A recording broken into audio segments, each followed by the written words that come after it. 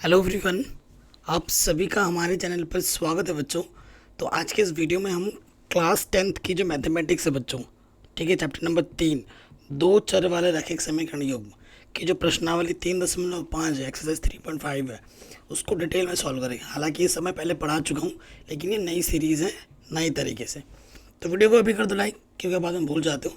चलिए वीडियो को स्टार्ट करते हैं।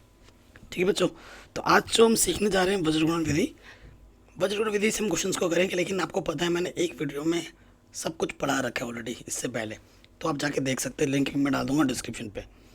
चलिए क्वेश्चन के आप प्रश्नावली 3.5 के पहले क्वेश्चन पे आ जाते हैं। क्वेश्चन हमसे क्या बोल रहा है, निम्न रैखिक समीकरणों के युग्मों में से किसका एक अद्वितीय हल है, किसका कोई हल नहीं है, या किसके अपरिमित रूप से अनेक हल हैं। अद्वितीय हल की स्थिति में उसे वज्रगुणन विधि से हल कीजिए। तो आपको चेक करना है अद्वितीय, मतलब अद्वितीय हो, कोई हल ना हो, कैसे पता चलेगा?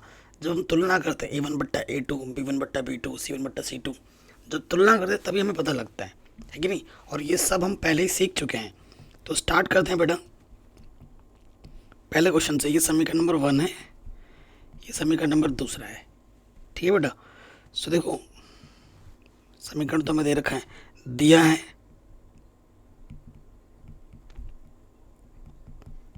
देखो बच्चों, x का गुणांक a1, y का गुणांक b1 और अचर पद क्या होता है c1। तो हमारे पास क्या दे रखा है बेटा, a1 कितना है 1, b1 कितना है -3 और c1 कितना है -3, a2 +3, b2 -9 और c2 -2। ठीक है, अब हम चेक करेंगे। अब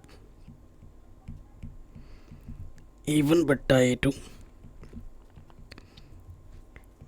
B1/B2, -3 -9, 3 × 3 3 × 9 है ना, 1/3 ये भी आ गया। और C1/C2, -3 -2, माइनस माइनस कटा। अगर आप ध्यान से देखें, पहले दो बराबर हैं और तीसरा वाला बराबर नहीं है, तो ये क्या आ रहा है यहाँ पर लिखेंगे, चूंकि A1/A2 बराबर है B1/B2 के, परंतु बराबर नहीं है C1/C2 के। तो ये कौन सी कंडीशन होती है बच्चों? ये होती है समांतर रेखा की। ठीक है, समांतर रेखा। और समांतर रेखा होने पर क्या होता है, कोई हल नहीं होता है, कोई हल नहीं। ये आपको पता ही होगा, ये सब आपने सीख रखा है प्रश्नावली 3.2 में, है ना। समांतर रेखा आप जानते हैं ना, ये ऐसी रेखा गई और दूसरी रेखा यहाँ से गई, सड़क के दो किनारे जो कभी भी नहीं मिलते हैं, कोई हल नहीं। और वैसे ये क्या होता है बेटा, असंगत। तो कोई हल नहीं। उन्होंने क्या बोला था हमें क्वेश्चन में, जिस अद्वितीय हल की स्थिति में उसे वज्रगुण विधि से हल करो। तो ये तो अद्वितीय हल आ ही नहीं रहा है। अद्वितीय हल कब आता है, जब A1/A2 बराबर नहीं होता B1/B2 के, तब होता है। तो ये क्या आ रहा है बेटा, असंगत, समांतर रेखा, कोई हल नहीं। तो इसको हम वज्रगुण विधि से हल नहीं कर सकते, हल करने के लिए नहीं, मना कर दिया। दूसरे क्वेश्चन में आते हैं। पहला दूसरा समीकरण है ना, ये दे रखा है। सो देखो बेटा, इसको ढंग से लिखेंगे तो ये हो जाएगा 2x + y, कुछ भी उस तरफ रहेगा उठाकर इस तरफ ले आना है। प्लस का 5 इधर आके क्या हो जाएगा बेटा, -5। ये हो जाएगा 3x + 2y + के 8 इधर आके क्या हो जाएगा, -8। ये समीकरण 1 है और ये समीकरण नंबर 2 है। ठीक है बच्चों, सो देखो बेटा, दिया है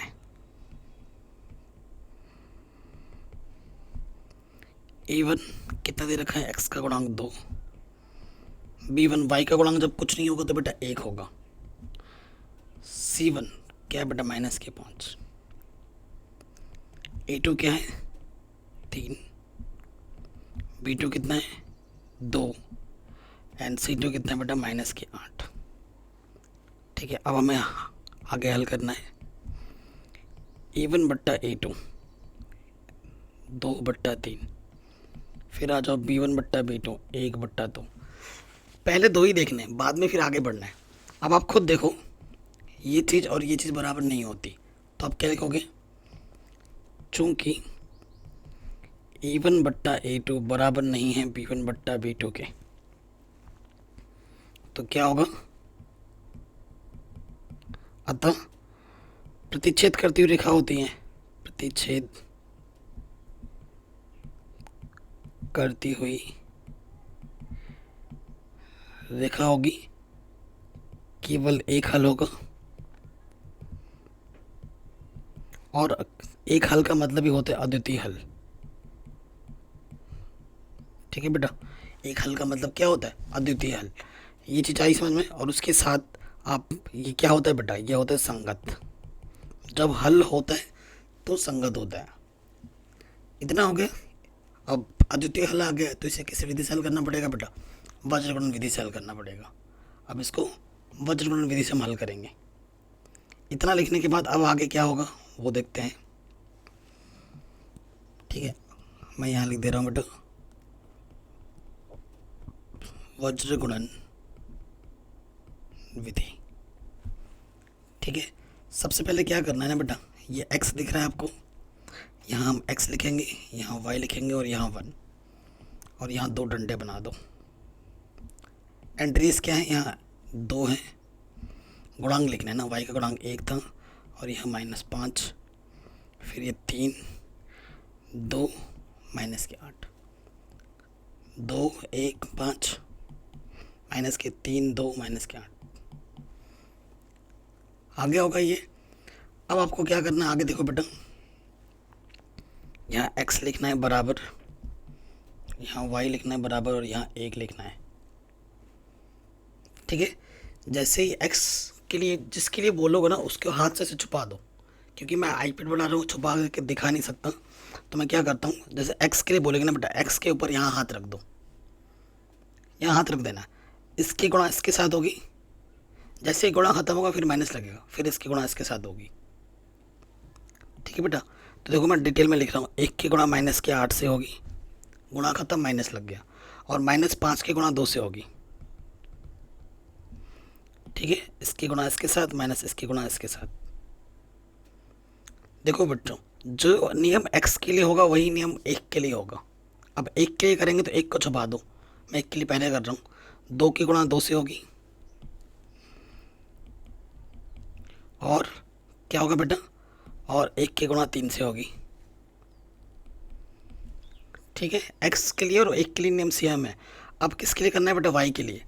y को जब छुपाओगे तुम्हारी नज़र पहले इधर पड़ेगी, है ना, तो इसकी गुणा इससे होगी, इसमें उल्टा है, और फिर इसकी माइनस इसकी गुणा इससे होगी। अगर ऐसा करोगे तो नहीं तो गलत हो जाएगा, ध्यान रखना। ठीक है, तो -5 की गुणा 3 से होगी, गुणा खत्म माइनस लग जाएगा, और 2 की गुणा -8 से होगी। ठीक, अगर आपको डाउट दिक्कत लगे तो बेटा एक बार दोबारा ज़रूर देखना, ये रिक्वेस्ट है आपसे। ठीक, अब हल करते हैं। -8 एकम 8, देखो 5 दूनी 10 हो जाएगा, माइनस की माइनस माइनस प्लस, यहाँ y, तो माइनस के 5 दिया 15, 8 दूनी 16, माइनस की माइनस माइनस प्लस, यहाँ से 2 दूनी 4, माइनस 3 एकम 3, तो यह आ जाएगा x/2 y/1 1/1। ठीक है, अब क्या होता है ना बेटा, x को एक बार संख्या के साथ लेना है और y को एक बार संख्या के साथ लेना है। ठीक है, आगे हल करते हैं। जब x/2 बराबर होगा 1/1, तिरछे गुणा कर दोगे, x एकम x, 2 एकम 2 आ जाएगा, x का मान कितना आ गया बेटा? 2।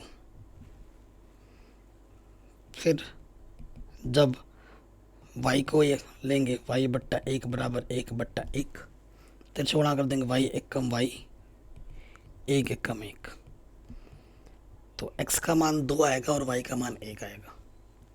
ये हमारा आंसर है। ठीक है, इन मानों को तुम यहाँ रख के देखो समीकरण में, तो समीकरण को संतुष्ट करेगा। तुम्हारा आंसर सही है गलत तुम पता लगा सकते हो। तो x का मान तुम समीकरण 1 में रख के चेक कर लो। ठीक है, 2x की जगह पर 2 रखा, y की जगह पर कितना है बेटा? 1। क्या इसको हल कर, बायां पक्ष हल करने में दाएं पक्ष आ रहा है, 2 दूनी 4, -1 -5। प्लस का था ना यहाँ पर, हाँ, तो 5 माइनस 5 यहाँ आ गया 0। तो हमने बायां पक्ष हल किया, मुझे दायां पक्ष मिल गया, तो हमने चेक भी कर लिया कि हमारा आंसर सही है या गलत है। तो तुम ऐसे जांच कर सकते हो लास्ट में, वो ज़रूरी नहीं, वो तो खुद के संतुष्टि के लिए कि हमारा आंसर सही है या गलत है। आगे वज्रग्रहण विधि, अगर आपको थोड़ा सा भी डाउट या दिक्कत लगे तो बेटा एक बार दोबारा तिबारा चौबारा देख सकते हो, आ जाएगा। और मेन चीज़ वही है कि बेटा देख के खुद प्रैक्टिस भी करो एक क्वेश्चन, तभी आप ज़्यादा सीख पाओगे, नहीं तो कोई फ़ायदा नहीं है जितने भी क्वेश्चन में कराऊँ। फिर से वही चीज़ है बेटा, समीकरण को ढंग से लिखेंगे। 3x माइनस के 5y प्लस के 20 इधर के माइनस के 20, ये 6x माइनस के 10y, ये चीज़ है।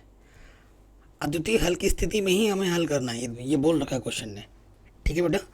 सो देखो a1 कितना है 3, ये a1, b1 कितना माइनस के 5 और c1 कितना है माइनस के 20, a2 है 6, b2 है 10 माइनस का और c2 है माइनस के 40। ठीक है बेटा, कोई दिक्कत नहीं है। अब हम क्या करेंगे, तुलना करेंगे a1 बट्टा a2, 3 बट्टा 6, 3 कम 3, 3 दूनी 6, b1 बट्टा b2 माइनस के 5 माइनस के 10, 5 कम 5, 5 दूनी 10, c1 बट्टा c2 माइनस के 20 माइनस के 40, 20 कम 20, 20 दूनी 40, तीनों बराबर आ गए। क्या आ गया बेटा, तीनों बराबर आ गए, तो लिखेंगे चूंकि a1 बट्टा a2 बराबर b1 बट्टा b2 बराबर c1 बट्टा c2, है कि नहीं। तो ये कौन सी कंडीशन होती है, ये कंडीशन होती है समपाती रेखा की। कैसी रेखा है बेटा, समपाती रेखा है। और समपाती रेखा में क्या होता है बेटा, अनेक हल होते हैं, अपरिमित रूप से अनेक हल, ठीक है। और अनेक हल होता है तब क्या होता है बेटा, संगत होता है। लेकिन समपाती रेखा आप जानते हैं ना, ये एक रेखा गई, दूसरी रेखा इसी के ऊपर से सारे बिंदुओं को टच करते हुए जाती है, तो उसे समपाती रेखा बोलते हैं, ठीक है। तो ये क्या है ना बेटा, इसमें अनेक हल आ गए और आपको वज्रग्रहण कब लगाना है, जब अद्वितीय हल होगा। तो ये अद्वितीय हल नहीं है, तो इसे हम वज्रग्रहण विधि से हल नहीं करेंगे प्रश्नानुसार। अगले प्रश्न में आते हैं। ये ढंग से दे रखा है, ये समीकरण 1 है और ये समीकरण नंबर 2 है, ठीक है। चूंकि a1 कितना है बेटा, x का गुणांक जब कुछ नहीं होता तो 1 होता है, b1 कितना है बेटा माइनस के 3, c1 कितना माइनस के 7, a2 कितना है 3, b2 कितना है माइनस के 3, c2 कितना माइनस के 15। अब हम क्या चेक करेंगे बेटा, a1 बट्टा a2 1 बट्टा 3, फिर हम चेक करेंगे b1 बट्टा b2 माइनस के 3 बट्टा 3, माइनस से माइनस कटा 3 कम 3। सो अब देखो ये 1 बट्टा 3 है, ये 1 है, बराबर नहीं है, तो हमें c1 बट्टा c2 देखना ही नहीं है। तो हम क्या लिखेंगे, चूँकि a1 बट्टा a2 बराबर नहीं है b1 बट्टा b2 के, यानी कि ये क्या है बेटा, यह है आपका प्रतिच्छेद करती हुई रेखा।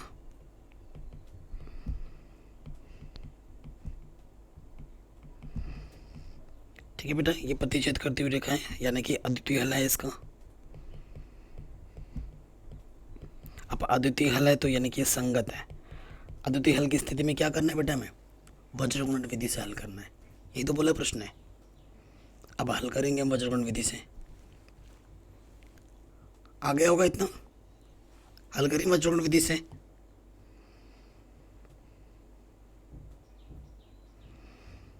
ठीक है, अब हम इसको वज्रगुणन विधि से हल करेंगे। तो देखो बेटा, हम यहाँ क्या लिखेंगे, x, y और 1।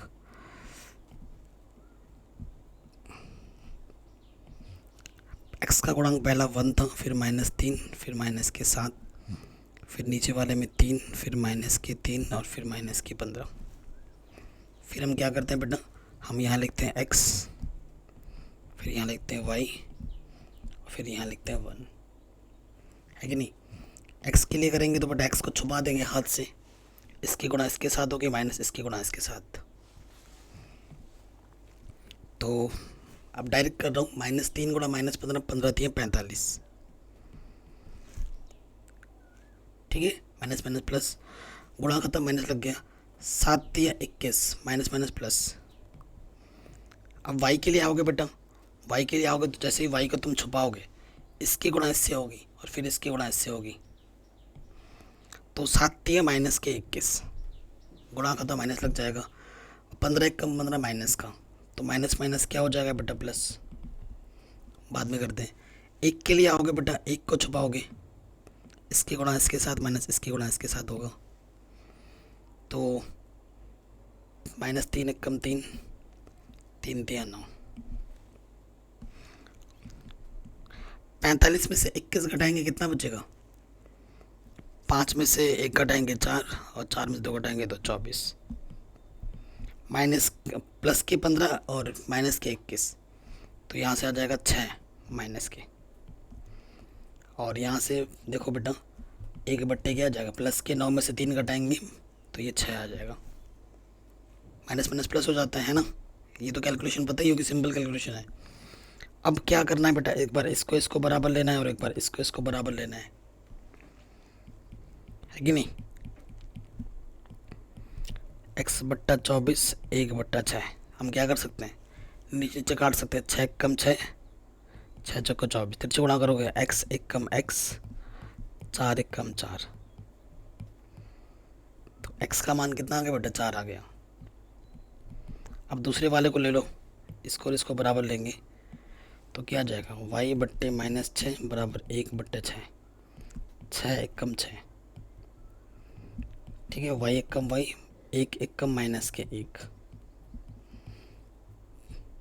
तो x का मान 4 आ गया, y का मान -1 आ गया। सिंपल, आराम से बन गया, आई थिंक कोई दिक्कत नहीं होगी। अब ये जो क्वेश्चन है बेटा वो मोस्ट इंपॉर्टेंट है, ये क्वेश्चन आएगा ही आएगा, फुल गारंटी है। ये क्वेश्चन या फिर इससे मिलता जुलता क्वेश्चन है आपके बोर्ड एग्जाम में पक्का आएगा 100%। क्वेश्चन क्या बोल रहे हैं, ए और बी के किन मानों के लिए निम्नलिखित समीकरणों के युग्म के अपरिमित रूप से अनेक हल होंगे। कंडीशन क्या दे रहा है, ए और बी के मान निकालना है, कंडीशन बोल रहा है अपरिमित रूप से अनेक हल। बहुत ही ज़बरदस्त क्वेश्चन है, ठीक है। सो देखो बेटा, ये पहला समीकरण है और ये दूसरा समीकरण है। हमें क्या दे रखा है,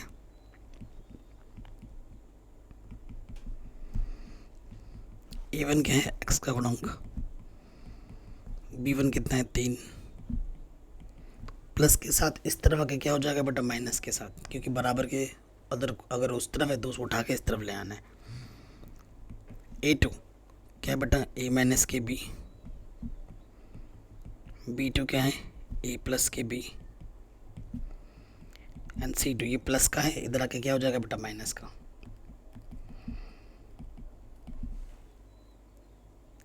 ठीक है, कोई दिक्कत कोई परेशानी नहीं यहाँ तक।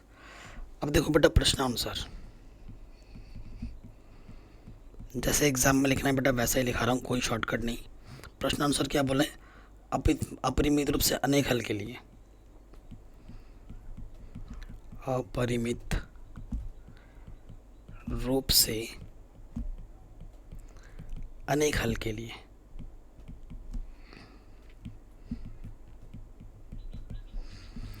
अगर अपरिमित रूप से अनेक हल निकालना है तो कंडीशन क्या होती है बेटा, कंडीशन होती है a1/a2, b1/b2 और c1/c2 तीनों बराबर होते हैं।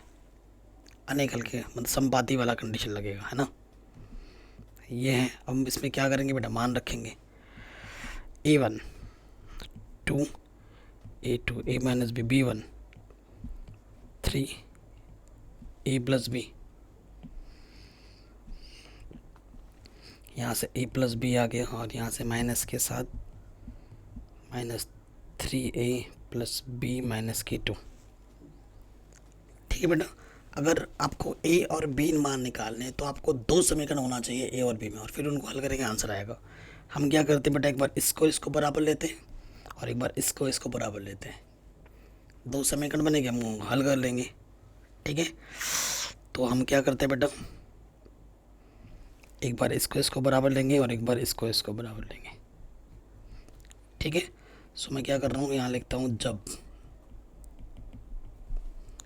ठीक है, जब 2a बट्टे में a माइनस बी किसके बराबर ले लिया, 3a प्लस बी।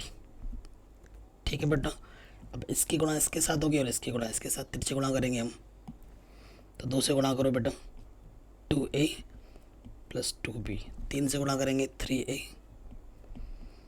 माइनस के 3b, a को एक तरफ रखो। देखो बेटा, प्लस के 3a इधर आके माइनस का 3a, और प्लस के 2b उधर जाके क्या हो जाएगा बेटा, माइनस के 2b। यहाँ से माइनस a और यहाँ से हो जाएगा माइनस के b, माइनस से minus cancel, a equals to 5b। ठीक है, a इक्वल्स टू 5b, इसको हमने समीकरण a मान लिया।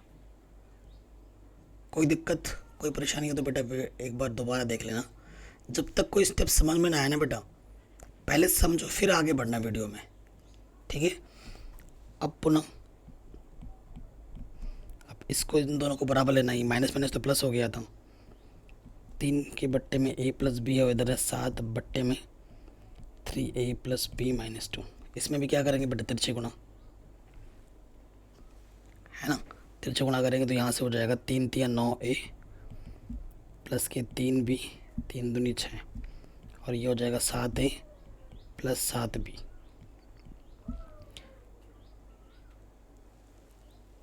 ठीक है, 3 3 9 है, प्लस के 7 है, इधर के माइनस का 7 है, प्लस के 7 भी इधर के माइनस के 7 भी, और माइनस के 6 उधर जाके प्लस का 6 भी, 2a माइनस के 4b और ये 6।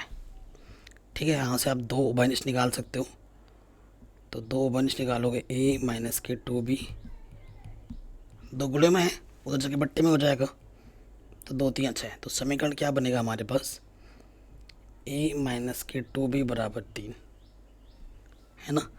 दूसरा समीकरण हमारा ये बनेगा, a माइनस के 2b बराबर 3b, a माइनस के 2b बराबर 3। ये समीकरण नंबर b आ गया। कोई दिक्कत नहीं, अब आप खुद देखो बेटा, इसके मान को अब यहाँ रख दोगे और हल करोगे, तुम्हें आंसर मिलेगा। ठीक है, सो अब थोड़ा हल करने के लिए हमें थोड़ा मिटाना पड़ेगा, क्योंकि एक ही स्लाइड में हमें सब कुछ करना पड़ रहा है ना, तो थोड़ा दिक्कत हो रहा है। अब आगे क्या लिखना है बेटा आपको, बहुत इंपॉर्टेंट क्वेश्चन है बेटा, क्या लिखना है, ए का मान समीकरण बी में रखने पर, तो देखो बेटा समीकरण का नाम तुम कुछ भी रख दो, ए बी सी डी 1 2 3 4 कुछ भी रहो, उससे फ़र्क नहीं पड़ता। तो समीकरण ए अब जो बी एक बार लिख लो, a माइनस के 2b बराबर 3। यहाँ पर तुम्हें a का मान रखना है, a का मान कितना है 5b, माइनस के 2b इधर 3 है, तो 3b बराबर 3, 3 गुणे में इधर के बट्टे में आ जाएगा, 3 1 कम 3, तो b का मान आ गया बेटा 1। b का मान फिर यहाँ रख दो, चूँकि a बराबर क्या है 5b, तो b का मान 1 है, तो a का मान कितना आ गया बेटा 5। आंसर आपको a और b के ही मान निकालने थे। ठीक है बेटा, तो ये क्वेश्चन भी आपका आराम से बन गया, कोई दिक्कत नहीं। सेकंड वाले पार्ट पे आ जाओ, के किस मान के लिए निम्न रैखिक समीकरणों के युग्म का कोई हल नहीं है, कोई हल नहीं है आपकी बार कंडीशन में। ठीक है, ये पहला समीकरण है, ये दूसरा। ठीक है, हमें दिया क्या है, a1 3 b1, y का गुणांक कुछ नहीं हो तो 1, और c1 प्लस का 1 इधर के क्या हो जाएगा बेटा माइनस के 1, a2 x का गुणांक 2 k माइनस के 1, b2 क्या है बेटा k माइनस के 1, c2 2k प्लस 1। क्या प्लस का इधर आके क्या होगा बेटा माइनस का होगा, चिन्ह अगर एक प्लस का माइनस इधर उधर हो गया ना, क्वेश्चन गलत हो जाएगा आपका, पूरा सॉल्व ही नहीं हो पाएगा, आंसर आएगा ही नहीं। तो ये ध्यान रखना है। अब क्या लिखेंगे बेटा, प्रश्नानुसार।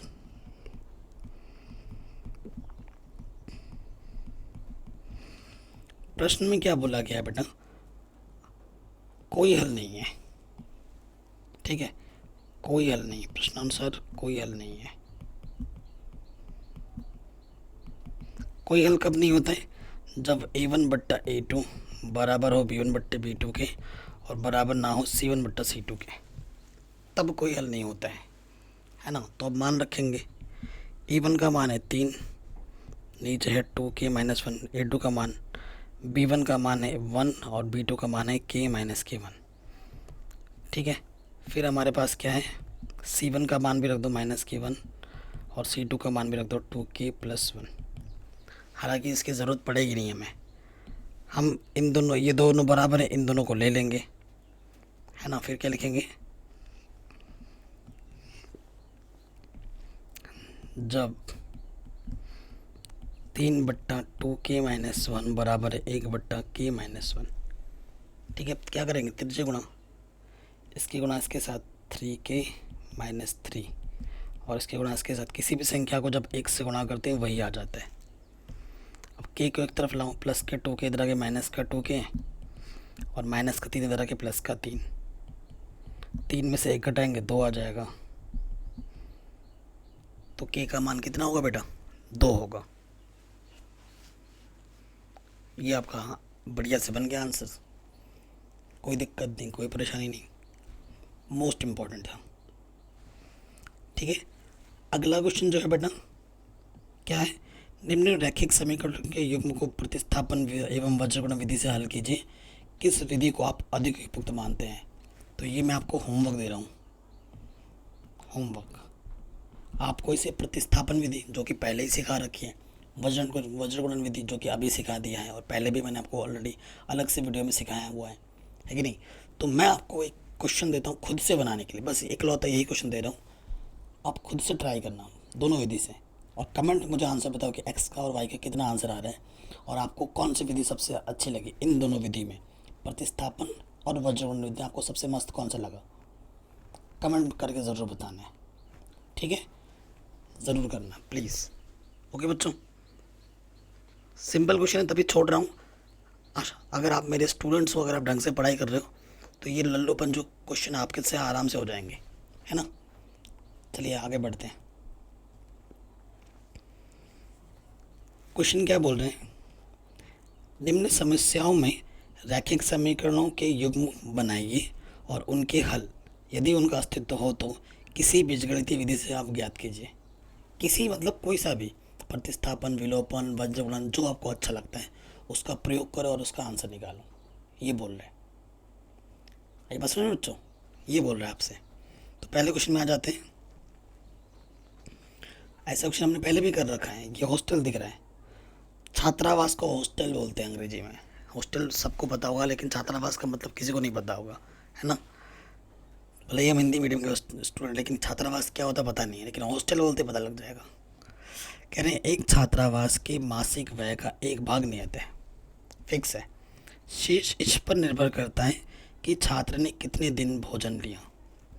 जब एक विद्यार्थी ए को जो 20 दिन भोजन करता है 1000 छात्रावास के लिए अदा करने पड़ते हैं, जबकि एक विद्यार्थी बी को 26 दिन भोजन करता है तो छात्रावास के लिए 1180 रुपये अदा करने पड़ते हैं। नियत व्यय और प्रतिदिन की भोजन का मूल्य ज्ञात कीजिए। नियत मतलब क्या है ना बेटा, तुम छात्रावास में घुसे तुम्हें इतने रुपए देने ही देने हैं, और फिर जितने दिन तुम खाना खाओगे खाना खाने का अलग, ठीक है। तो ये चीज़ है। तो दो लोग हैं, एक ए है और एक बी है, ठीक है। सो मान लेते हैं, माना नियत किराया कितना रुपये बेटा, x रुपये, आपको x रुपये देने ही है, ठीक है। तथा प्रतिदिन भोजन का क्या बोलूँ, किराया, भोजन का किराया है, किराया नहीं होगा, कितने दिन भोजन, वही मान लेते हैं भोजन का व्यय वाई रुपए। ठीक है, समझने वाले समझ गए हमारा क्या मतलब है। प्रथम शर्तानुसार आ जाओ। प्रथम शर्तानुसार है ना बेटा। प्रथम शर्त में क्या बोला गया है? प्रथम शर्त में हमसे क्या बोला जा रहा है? कितने दिन के लिए? ए को 20 दिन के लिए 1000 रुपये देने पड़ते हैं। ए को 20 दिन के लिए कितने रुपये देने पड़ रहे हैं? 1000। यानी कि 20 दिन का तो खाना है और फिक्स भी है। ठीक है, फिक्स प्राइस कितना है? 100 रुपये। कुल मूल्य, कुल है तो प्लस, और 20 दिन, एक दिन का खर्चा खाने का वाई रुपये है, तो 20 दिन का कितना होगा? 20 वाई। टोटल हमें देना पड़ रहा है 1000 रुपये। तो ये पहला समीकरण है। फिर आ जाओ द्वितीय शर्तानुसार।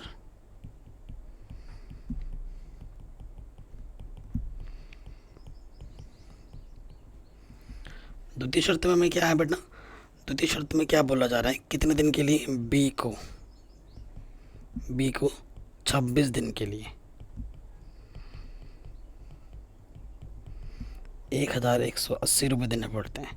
यानी कि उसमें नियत किराया बेटा एक्स है, और 26 दिन का यानी कि 26 वाई। टोटल क्या है? 1180। ये समीकरण 2 है। समीकरण 1 और समीकरण 2 को हल कर लो, आपको आपका आंसर मिल जाएगा। और बल्कि आसान है, क्योंकि x का गुणांक दोनों में सेम टू सेम है, तुम्हें कुछ ज़्यादा विशेष कुछ करने की ज़रूरत नहीं पड़ेगी। तो यहाँ लिखेंगे, ठीक है, समीकरण 1 तथा 2 से।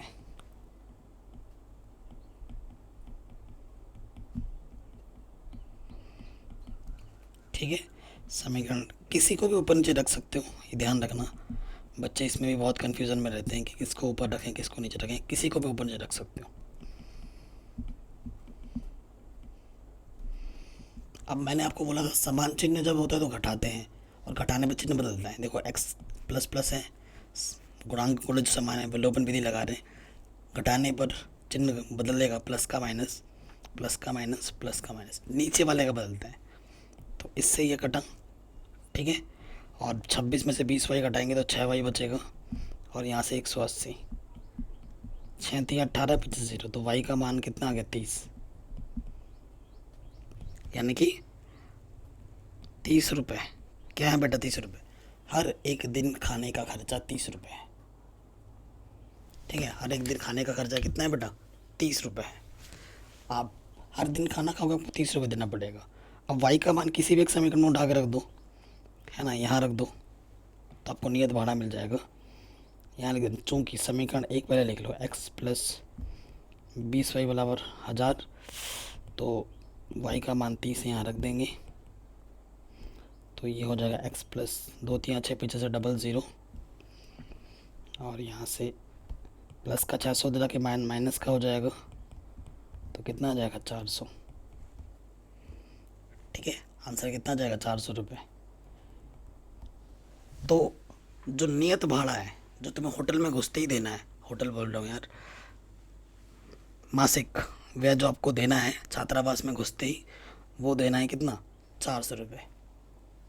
ठीक, तो एक दिन के खाने का खर्चा 30 रुपये है, और फिक्स किराया जो है बेटा वो 400 रुपये है। आराम से हो गया। ऐसे क्वेश्चन भी हमने बहुत केयर रखे हैं। ठीक है, फिर से आ गया है, कह रहे हैं एक भिन्न 1/3 हो जाती है जब उसके अंश से 1 घटाया जाता है, और वह 1/4 हो जाती है जब हर से 8 जोड़ दिया जाता है।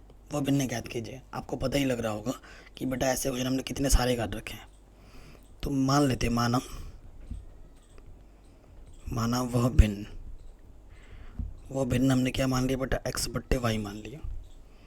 ठीक है, ऊपर वाले को हम क्या बोलते हैं? अंश, और नीचे वाले को हम क्या बोलते हैं बेटा? हर। पता ही है आपको, है कि नहीं? x/y। अब प्रथम शर्त में आ जाओ। प्रथम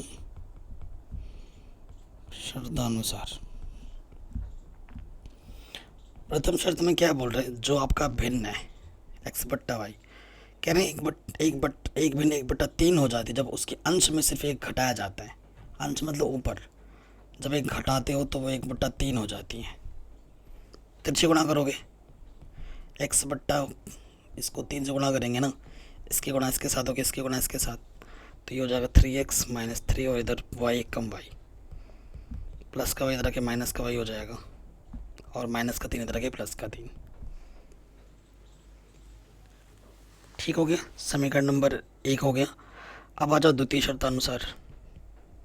ठीक है बच्चों, द्वितीय शर्तानुसार,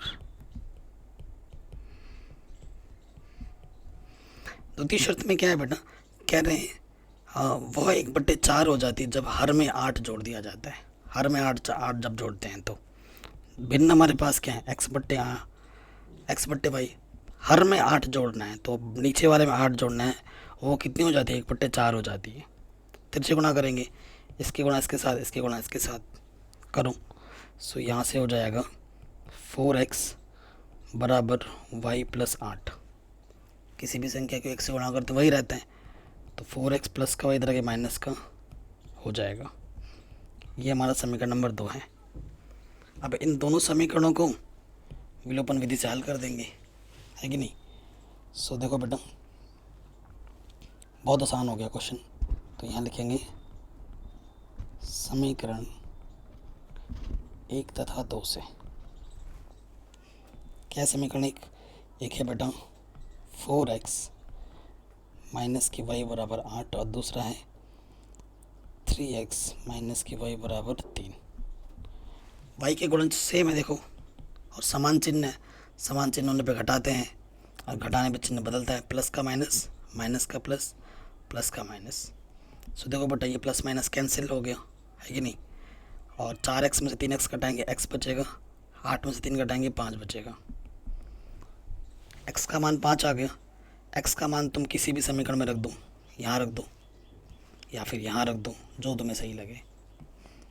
ऐसे लिखो, चूँकि 3x माइनस वाई बराबर 3 पहला समीकरण है ये, तो x का मान 5 है, रख दिया। 3 बचे 15, प्लस का 3 इधर के माइनस का 3 और माइनस का y इधर के प्लस का y। ठीक है, तो y का मान कितना आ गया 12। तो अतः भिन्न क्या होगी, अतः भिन्न हमने माना था बेटा x/y, है ना। x का मान कितना आ गया बच्चों 5 और y का मान कितना आ गया 12, तो भिन्न होगी 5/12। ओके बेटा, किसी भी क्वेश्चन में थोड़ा सा भी डाउट हो, दिक्कत हो, आप एक बार दोबारा ज़रूर देखना। नेक्स्ट, पेपर देख रहे हैं, पेपर आपने देते ही हो, आपको नंबर्स मिलते हैं, किसी को कुछ किसी को कुछ। अगर आप ढंग से पढ़ाई करोगे तो आपको अच्छे नंबर मिलेंगे, आप पढ़ाई नहीं करोगे तो कम नंबर मिलेंगे, वो सब कुछ हम पे होता है। ठीक है, तो जब हम सही उत्तर देते हैं तो हमारे नंबर जुड़ते हैं। जैसे एक प्रश्न 2 नंबर का है तो आपने सही उत्तर दिया, आपको 2 नंबर मिल जाएंगे। अगर वही प्रश्न आपने गलत कर दिया तो 2 नंबर आपके कम हो जाएंगे। कम का मतलब घट जाएंगे, घटना मतलब माइनस, है कि नहीं।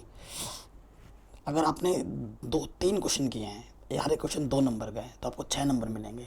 कैसे निकाला, 2 और 3 का गुणा किया, है कि नहीं। तो यहाँ देखो बेटा, क्वेश्चन पढ़ लेते हैं। कह रहे यश ने एक टेस्ट में 40 अंक अर्जित किए।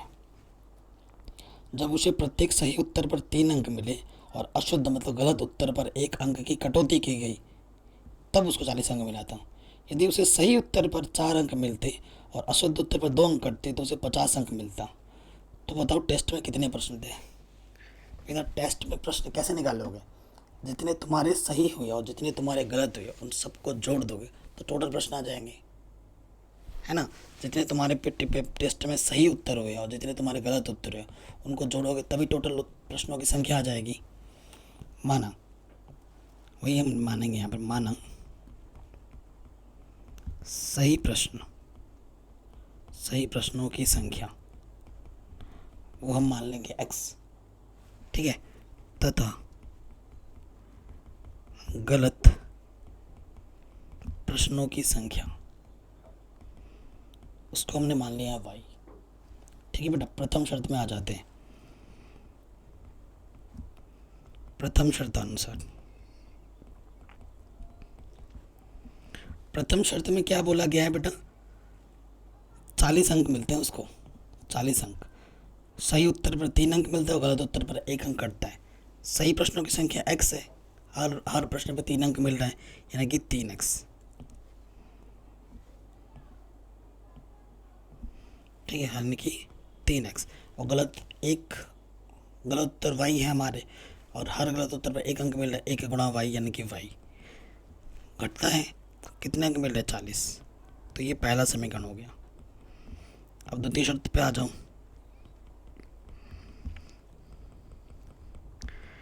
द्वितीय शर्तानुसार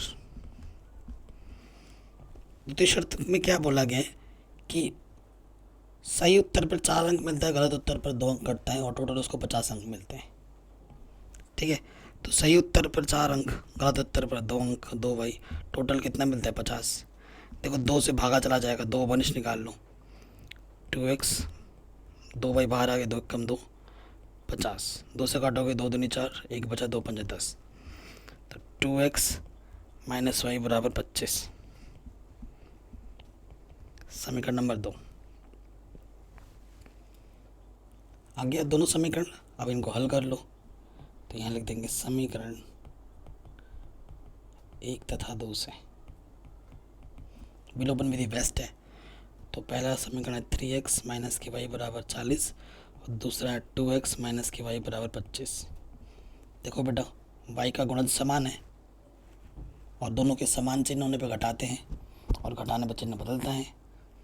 प्लस का माइनस, माइनस का प्लस, प्लस का माइनस, कटा प्लस माइनस। 3x में से 2x घटाएंगे, x बचेगा, और 40 में से 25 घटाएंगे, 15 बचेगा। तो x यानी कि सही उत्तर कितने बेटा? 15। अब x का मान तुम किसी भी समीकरण में रख दो, यहाँ रखो या यहाँ रखो, तुम्हारी मर्जी है। ठीक है, क्या रखेंगे? चूंकि 3x माइनस वाई बराबर 40, ठीक है ना बेटा, x का मान रख देंगे, ये आ गया 45, और माइनस की वाई 40। तो 45 प्लस का 40 इधर के माइनस का 40, और माइनस का इधर के प्लस का, तो y का मान कितना आ गया? 5। सो कुल प्रश्न क्या हो जाएगा? कुल प्रश्न होगा x प्लस वाई, यानी कि x का मान कितना है बेटा? 15, y का मान है 5, 20। तो कुल प्रश्नों की संख्या कितनी हो जाएगी बेटा? 20 हो जाएगी। ये तो मैं आपको एक ही स्लाइड में करके दिखा रहा हूँ। आप क्या करना बेटा, एक के नीचे एक रखना। आप भी मेरी तरह ऐसे एक ही पेज में लाइन करके मत खींचना, ठीक है? आगे समझ आ गया समझ में? नेक्स्ट क्वेश्चन पे आते हैं। ये वाला क्वेश्चन बहुत इंपॉर्टेंट है, बहुत ही ज़्यादा, और इसके बाद वाला भी। अगर ये क्वेश्चन बेटा 6 नंबर में आता है, ये वाला क्वेश्चन और ये वाला क्वेश्चन सीधे 6 नंबर में आता है, कई बार पूछा गया। मोस्ट इंपॉर्टेंट क्वेश्चन है बड़े नंबर के दृष्टिकोण से। देखो बेटा, कार या गाड़ी आपने देखी होगी, कार की बात हो रही है। यहाँ पर 2 कार हैं, एक ए है और एक बी है, ठीक है? पहले क्वेश्चन पढ़ लेता हूँ आपको। एक राजमार्ग पर 2 स्थान ए और बी 100 किलोमीटर की दूरी पर हैं। एक कार ए से तथा दूसरी कार बी से एक ही समय पर चलना प्रारंभ करती हैं। यदि ये कारें भिन्न भिन्न चालों से एक ही दिशा में चलती हैं तो वे 5 घंटे पश्चात मिलती हैं। यदि वे विपरीत दिशा में चलती हैं तो 1 घंटे के पश्चात मिलती हैं। दोनों कारों की चाल ज्ञात कीजिए। इस कार की ए की चाल भी ज्ञात करनी है, दूसरे कार बी की चाल भी हमें ज्ञात करनी है, ठीक है? सो मैं आपको सिंपली करके दिखाऊंगा, ठीक है? चित्र बना के समझाऊंगा, कोई चीज़ रटवाऊंगा नहीं। देखो बेटा, हमें क्या बोला गया है, ये एक रास्ता है, यहाँ पे एक कार रखी है, दूसरी कार इधर है, ठीक है? शॉर्टकट में मैंने बना दिया। ये कार ए है और ये कार बी है, और इनके बीच की दूरी कितनी है बेटा? 100 किलोमीटर है, ठीक है? हमने क्या बोला, माना कार ए की जो चाल है बेटा वो हमने मान ली x किलोमीटर प्रति घंटा, और कार बी की चाल हमने मान ली y किलोमीटर प्रति घंटा, जो कि हमें निकालनी है। कोई दिक्कत नहीं होनी चाहिए यहाँ तक, ठीक है? पहले कंडीशन में क्या बोला गया है? प्रथम शर्तानुसार, यहाँ मैं लिख दे रहा हूँ प्रथम शर्तानुसार। आप भी चित्र बना देना, जैसा चित्र मैं बना रहा हूँ ना, आप भी एग्जाम में ज़रूर बनाना, एग्जामिनर खुश हो जाएगा। प्रथम शर्त में क्या बोला जा रहा है? एक ही समय पर चलना। ये कारें भिन्न भिन्न चालों से एक ही दिशा में चलती है पहले स्थिति में, ठीक है? यहाँ लिख देना एक ही दिशा में। मतलब मैं भी अगर पूर्व की ओर जा रहा हूँ तो दूसरा पीछे जो कार है वो भी पूर्व की ओर जा रहा है, ठीक है? एक ही दिशा में। मतलब अगर ये इधर जा रही है तो ये भी इधर जा रही है, ठीक है। और आपको पता है दूरी बराबर क्या होता है, समय गुणा चाल। ये तो पता ही होगा बेटा आपको, है कि नहीं? पता होगा। किसको किसको पता था कमेंट में लिख दो हाँ, नहीं पता तो बोल दो सर हम सीख गए अब, ठीक है। दूरी बराबर समय चाल तो हम लिखेंगे, मैं डिटेल में करा रहा हूँ, चाहता तो शॉर्टकट में करा सकता, नहीं आपको ऐसे ही करना, क्योंकि 6 नंबर तो में ऐसे थोड़ी ना मिलेगा। कार ए द्वारा 5 घंटे में चली गई दूरी, ठीक है। समय कितना है 5 और चाल कितना है बेटा x, कार है की तो क्या होगी 5x। और उसी तरीके से कार बी द्वारा 5 घंटे में चलेगी, क्या होगी 5 गुणा वाई, 5y, ठीक है। अब एक चीज़ ध्यान से देना, एक ही समय पे चलना प्रारंभ करती है, ठीक है, एक ही समय पे चलना प्रारंभ करती है। ये कार यहाँ पर है और ये कार यहाँ पर है, एक ही समय पर, मतलब ये भी उस और ये भी इधर चली गई, तो इनके बीच का डिफरेंस कितना रहेगा, 100 रहेगा। इनके बीच इनके विस्थापन, विस्थापन क्या होता है, दो वस्तुओं के दो के दूरियों का अंतर। इसने कुछ दूरी कवर की, इसने दूरी कुछ कवर की, लेकिन जो अंतर रहेगा बीच का वो हमेशा कितना रहेगा, 100 रहेगा, ठीक है।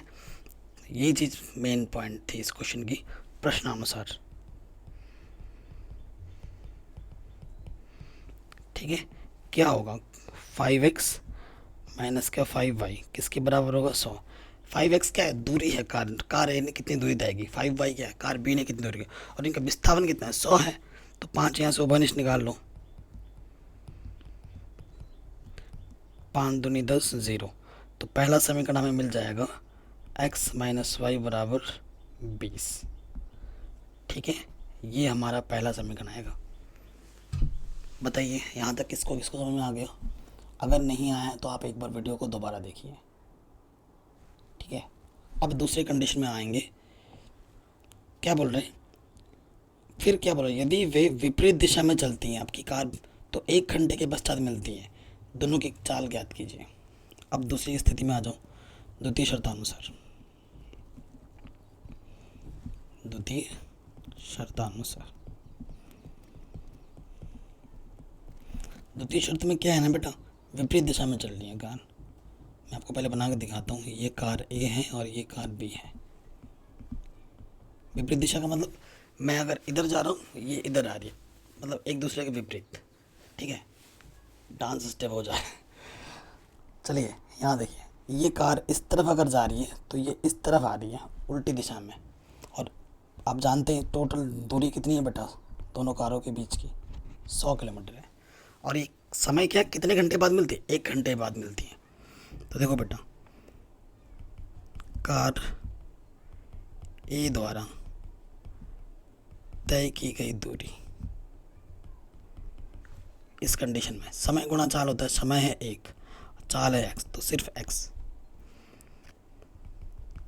कार बी द्वारा तय की गई दूरी, समय है 1 और चाल है y, तो ये हो जाएगा सिर्फ y, y कम y।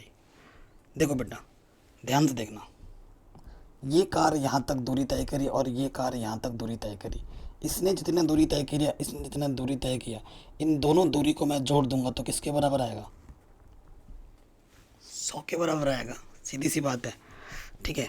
तो यहाँ पर वही चीज़ लिखना है कि दूरी x और दूरी y को अगर हम जोड़ेंगे तो वो किसके बराबर आएगा, 100 के बराबर आएगा। ये आपका दूसरा समीकरण है। समीकरण कितने आसान है, ठीक है ना। थोड़ा ये चीज़ समझने में थोड़ा सा टाइम लग गया, लेकिन समीकरण तो बड़े आसान बने। अब इनको हल कर दूँ, समीकरण 1 व 2 से। पहला समीकरण है बेटा x प्लस वाई बराबर 100, दूसरा है x माइनस वाई बराबर 20। जोड़ेंगे विपरीत चिन्ह पे जोड़ते हैं, कटा प्लस माइनस x और x 2x, 120, 2 छंग 12 0, तो x का मान आ गया बेटा 60। यानी जो कार एक ही चाल है बेटा वो 60 किलोमीटर प्रति घंटा है। कार एक ही चाल कितनी है बेटा, 60 किलोमीटर प्रति घंटे की चाल से वो चल रहा है, ठीक है। अब x का मान उठा के तुम किसी भी समीकरण में रख दो, यहाँ रख दो, ठीक है ना, यही रख देते हैं। चूँकि x प्लस वाई हमारा 100 था, x का मान हमारा 60 आया है, प्लस का 60 उधर आके माइनस का हो जाएगा, तो y का मान कितना आ जाएगा बेटा 40। तो कार B की जो स्पीड होगी वो कितनी है 40 किलोमीटर प्रति घंटा। तो कार ए चल रहा है 60 की स्पीड से और कार बी चल रही है 40 की स्पीड से। मस्त, आराम से आंसर निकाल दिया हमने, हो गया। अब आते हैं लास्ट क्वेश्चन में, इस वीडियो का आई थिंक लास्ट क्वेश्चन है। हाँ, तो अगर अभी तक आपने वीडियो को लाइक नहीं किया बेटा प्लीज़ लाइक कर दो। अब मैथ के साथ साथ मैं साइंस भी पूरा पढ़ा चुका हूँ, आपको पता है, सोशल साइंस भी शुरू कर चुके हैं और बाकी चैप्टर्स भी पढ़ा रहे हैं। 10th के बाद जब 11th-12th में जाओगे तो 11th-12th में सारा कुछ पढ़ा रखा है ऑलरेडी, तो वो भी आपको मिल जाएगा। ये क्वेश्चन 6 नंबर में काफ़ी बार पूछा गया है, पहले पढ़ लेते हैं एक बार क्वेश्चन। कह रहा है एक आयत का क्षेत्रफल 9 वर्ग इकाई कम हो जाता है यदि उसकी लंबाई को 5 इकाई बढ़ा दें, 5 इकाई कम कर दी जाती है और चौड़ाई को 3 इकाई बढ़ा दी जाती है। ये प्रथम शर्त में होता है। द्वितीय में क्या हो रहा है, यदि हम लंबाई को 3 इकाई बढ़ा दें और चौड़ाई को 2 इकाई बढ़ा दें तो क्षेत्रफल 67 इकाई बढ़ जाता है। आयत की विमाएँ ज्ञात कीजिए। ठीक है, बहुत शानदार क्वेश्चन है। तो देखो बेटा, जो वास्तविक आता है माना, तो जो वास्तविक आयत है, आयत आप जानते हैं ना, ये मैंने एक आयत बना दिया। ठीक है, आयत जिसकी आमने सामने की दूरी बराबर हो उसे हम क्या कहते हैं, आयत कहते हैं। ये लंबाई है और ये चौड़ाई है आयत की। माना जो लंबाई है वो x है और चौड़ाई है मैंने y है, यही x और y हमें निकालना है। ये वास्तविक आयत है। ये आयत क्या है बेटा, वास्तविक है, जो स्टार्टिंग से बिना लंबाई घटाए बढ़ाए। ठीक है, ये वास्तविक आयत है खेत। ठीक है, कोई दिक्कत नहीं, ये हमने माना है कि लंबाई x होगी और चौड़ाई y होगी, जो कि हमें निकालना है। अगर लंबाई और चौड़ाई x है तो इसका क्षेत्रफल क्या होगा, आयत का क्षेत्रफल क्या होगा बेटा, सूत्र क्या होता है, लंबाई गुणा चौड़ाई। तो लंबाई x है और चौड़ाई y है। ठीक है, ये वास्तविक क्षेत्रफल है खेत का। अब आ जाओ प्रथम शर्त में।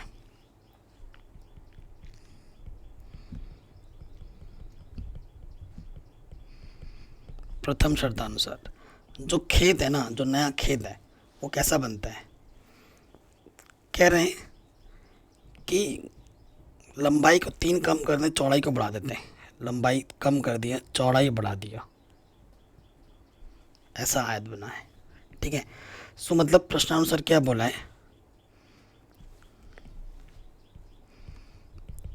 नई विमा यानी कि जो चौड़ाई है बेटा, चौड़ाई को बढ़ा दिया गया है। कितना बढ़ा दिया गया है, 3 बढ़ा दिए गए। और लंबाई जो है बेटा उसको घटा दिया गया है, कितना, 5 इकाई कम कर दी जाए। उसकी लंबाई 5 इकाई कम कर दी, जितनी पहले थी उससे 5 इकाई कम कर दीजिए। पहले x थी उससे 5 कम कर दी, चौड़ाई y थी, अरे यार चौड़ाई तो y थी, हम क्या लिख रहे हैं यहाँ पर x, चौड़ाई हमारी कितनी थी बेटा y में 3 बढ़ा दिया गया। ठीक, तो क्षेत्रफल क्या होगा, नया क्षेत्रफल क्या होता है बेटा, लंबाई गुना चौड़ाई। तो लंबाई कितना है बेटा, x माइनस के 5 और चौड़ाई है y प्लस 3, गुणा कर दो, एक्स वाई प्लस के 3x माइनस के 5y, 5 3 15 माइनस के। ठीक है, प्रश्नानुसार आ जाओ। क्या बोल रहा था प्रश्न में, 9 वर्ग इकाई कम हो जाता है, मतलब जब तुम नया कुछ करोगे तो ये क्षेत्रफल घट जाएगा। कितना घटेगा, 9, यानी कि ये बड़ा है और ये छोटा है। मतलब इसके क्षेत्रफल में से जब इसके क्षेत्रफल को घटाओगे तो अंतर कितना आएगा, 9 आएगा। अंतर मतलब माइनस। तो प्रश्नानुसार एक्स वाई माइनस के एक्स वाई, मतलब इसके क्षेत्रफल में से जब इसके क्षेत्रफल को घटाएंगे तो कितना आएगा, 9 आएगा। तो ये प्लस का एक्स वाई माइनस का एक्स वाई घटेगा, माइनस अंदर गुणा करोगे, माइनस के 3x माइनस माइनस प्लस के 5y, माइनस माइनस प्लस हो जाएगा, प्लस के 15 इधर के माइनस का हो जाएगा, माइनस के 3x प्लस के 5y और 9 में से 15 घटाओगे तो कितना आ जाएगा, -6। पहला समीकरण। ठीक है बेटा, आ गया सबको, समीकरण तो बन गया, यही मेन काम है। अब दूसरी शर्त में आ जाओ, द्वितीय शर्तानुसार।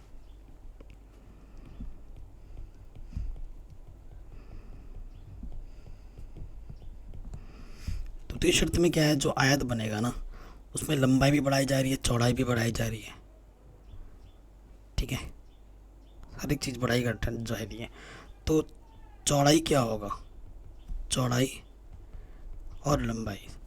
चौड़ाई बेटा कितनी बढ़ाई जा रही है, यदि हम लंबाई को 3 इकाई और चौड़ाई को 2 इकाई बढ़ा दें, चौड़ाई को 2 इकाई बढ़ा दें और लंबाई को 3 इकाई बढ़ा दें। लंबाई पहले x था तो 3 बढ़ गया, चौड़ाई पहले y था तो y 2 बढ़ गया। तो नया क्षेत्रफल कितना आता है, नया क्षेत्रफल लंबाई गुणे चौड़ाई। तो x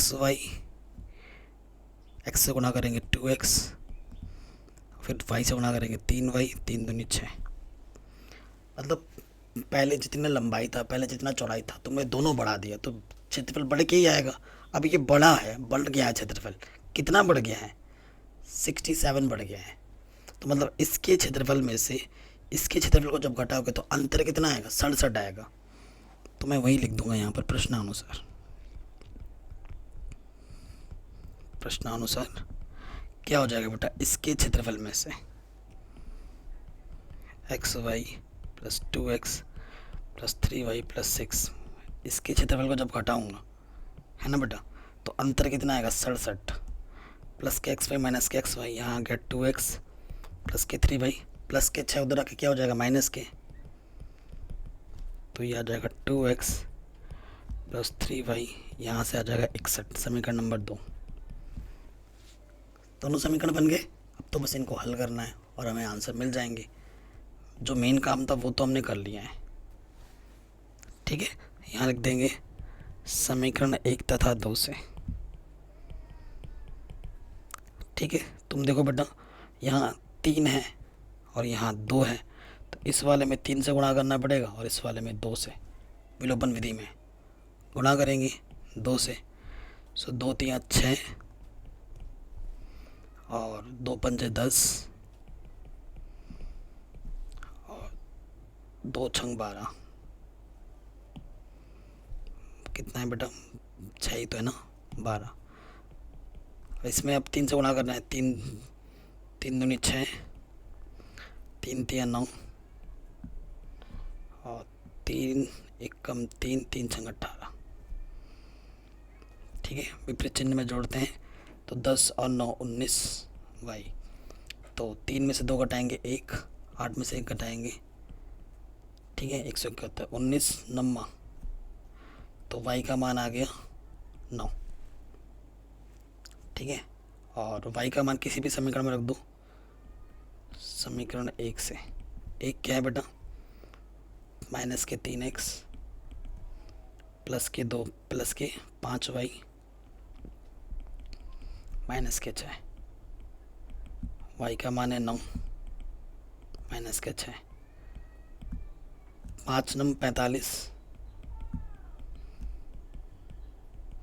तो माइनस का इधर आके क्या हो जाएगा, प्लस का इधर आके माइनस का हो गया, तो यहाँ से आ गया 5 6 51। 3 घोड़े में इधर आके बट्टे में आ जाएगा, 3 कम 3 3 7 21, तो x का मान आ गया 17। ठीक है, ये मीटर में लिखना पड़ेगा। तो जो वास्तविक विमा है, ठीक है, आयत की, तो x का मान कितना मिला, 17 मीटर, तो ये आ जाएगा 17 मीटर। और ये y का मान कितना है बेटा, 9 मीटर। तो लंबाई हमारी 17 मीटर है और चौड़ाई हमारी 9 मीटर है। ये हमारा आंसर आ जाएगा। आराम से बन गया। किसी भी क्वेश्चन में थोड़ा सा भी डाउट हो, दिक्कत हो बेटा, एक बार वीडियो को ज़रूर देखें। ठीक है, एक बार वीडियो को ज़रूर देखें और वीडियो ज़रूर पसंद आई होगी, प्लीज़ इसको लाइक करें, शेयर करें। आपको कौन सी वीडियो चाहिए वो भी हमें कमेंट करके बताएं। सारे वीडियोस के लिंक्स मैं डाल दूंगा डिस्क्रिप्शन पे, वो देख सकते हैं। ठीक है, और प्लेलिस्ट को ज़रूर चेक करें, वीडियो लिस्ट को ज़रूर चेक करें। ठीक है, मैथ के साथ साथ साइंस, एसएसटी वगैरह सब पढ़ा रखा है, सब मिल जाएगा आपको। ठीक है, बस इस वीडियो को हर जगह शेयर करें, अपना प्यार बनाए रखें। ठीक है, जय हिंद, अपना ख्याल रखें। सब्सक्राइब ज़रूर कर देना, जो कि बिल्कुल फ्री है।